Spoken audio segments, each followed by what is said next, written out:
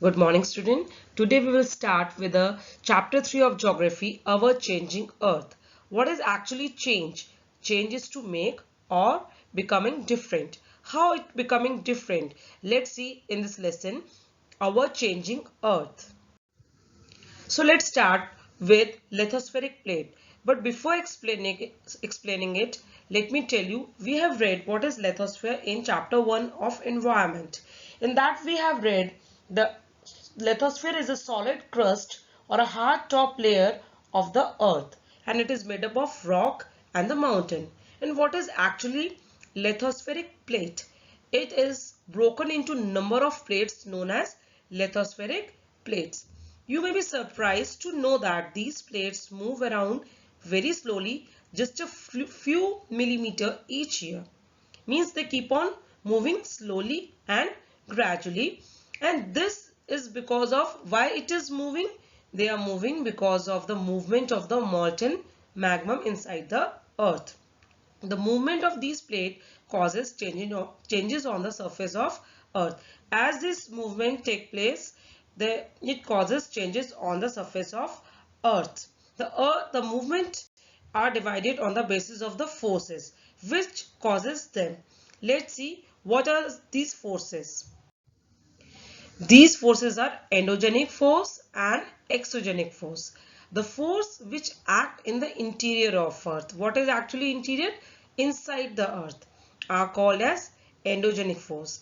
And the force that work on the surface means outside the surface of the earth is called exogenic force. Endogenic force sometimes produce certain movements, at the other times produce slow movements. Means sometimes it causes certain movements and sometimes it occur slow movements. But when the certain movements are there, that causes earthquake and volcano, and because of that there is lot of destruction over the surface of earth because of the sudden movement of the earth. Let me explain you through the flow chart of endogenic force and exogenic force that come in the evolution of the landform. Let's see the flow chart. So evolution of landform. Before explaining it, let me tell you what is actually evolution of landform. It is a gradual development. Gradual development causes because of the earth movement. Earth movement, endogenic and the exogenic force. Endogenic force causes earthquake, volcano because of the certain forces, and exogenic force because of origin or causes river, wind, sea, waves and glacier.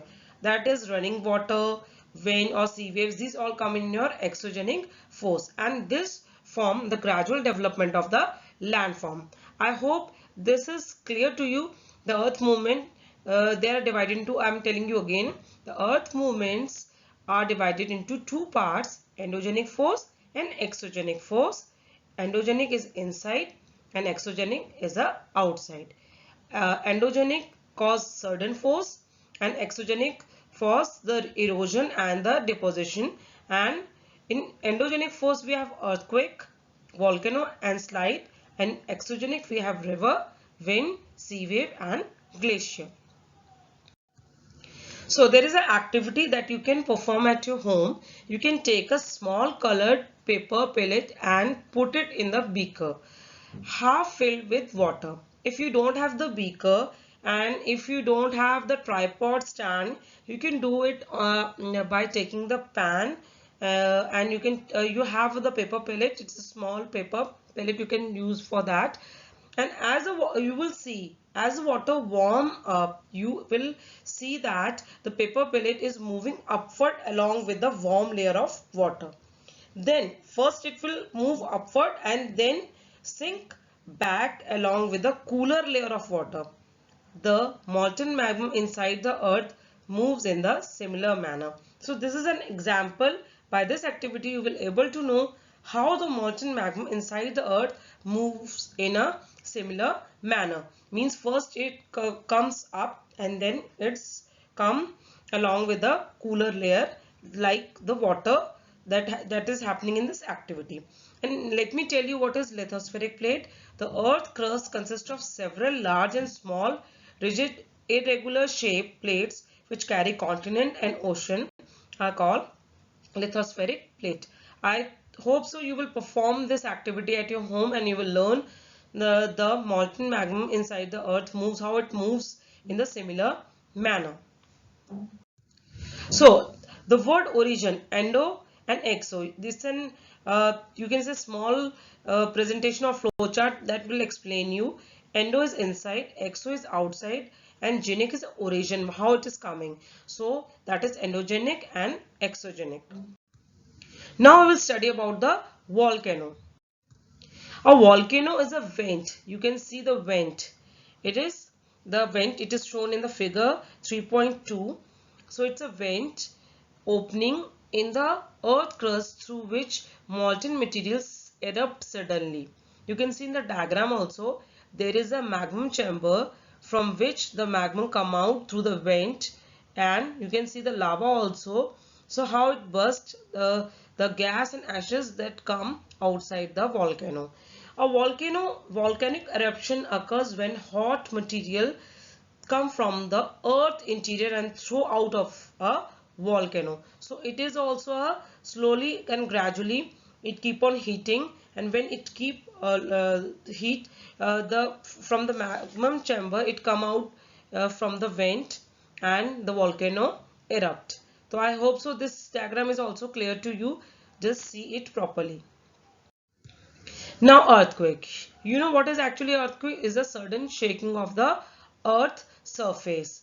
So it caused lot of destruction. You can see in the picture also how many buildings and how the people are doing the rescue to the people. So it causes lot of destruction. So we will study about the earthquake, how it occur. Similarly, when the lithospheric plate moves, the surface of the earth vibrates. Similarly, like you have studied about endogenic and exogenic force, similarly, when the lithospheric plate moves, the surface of the earth vibrates. It keeps on shaking. This vibration can travel all around the earth. These shaking can can move from all around the earth. These vibrations are called earthquakes.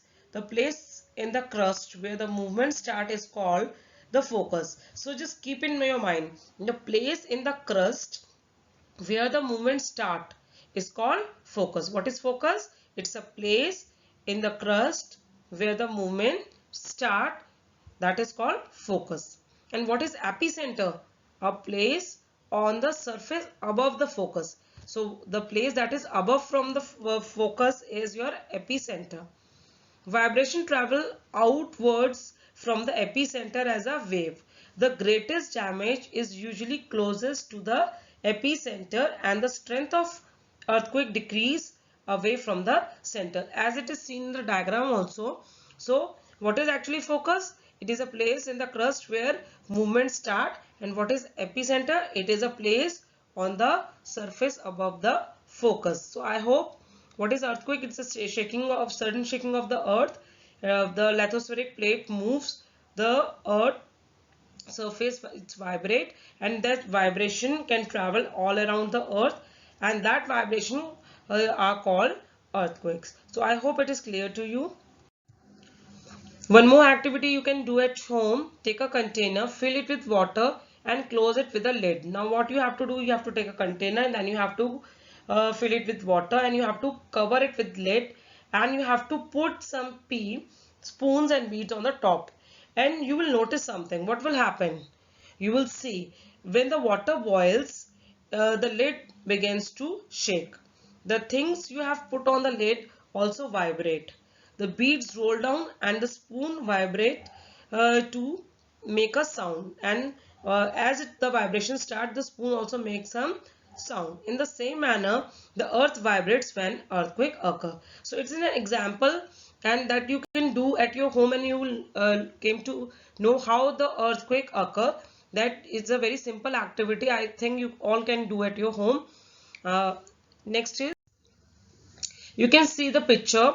Although earthquake cannot be we can't predict earthquake.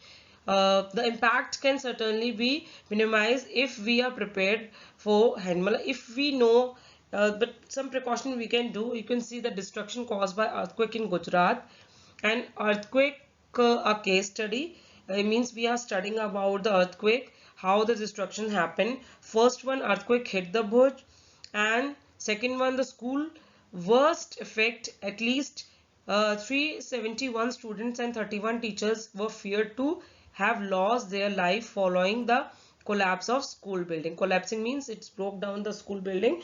So, and the third one, the Bhuj relief effect alighted, and after that there was destruction, lot of destruction was there. Fire in the city, emergency was declared in the quake zone, and the CM appealed to the center. So you can study this also, the case study of the earthquake. So read the earthquake, a case study given in the form of headlines that appeared in the newspaper. Afterquake, arrange the event in the right sequence. You have to arrange all the event in a right sequence of their happening. Imagine if the quake suddenly shook in your middle of school day, what would you go for the safety? So you have to write the safety measure also. What you go for the safety? So this is also your activity. So an earthquake is measured with a machine called seismograph. The magnitude of the earthquake, highest magnitude is 6.0 and the lesser is 2.0, and the 7.0 is the highest one. That is a major earthquake.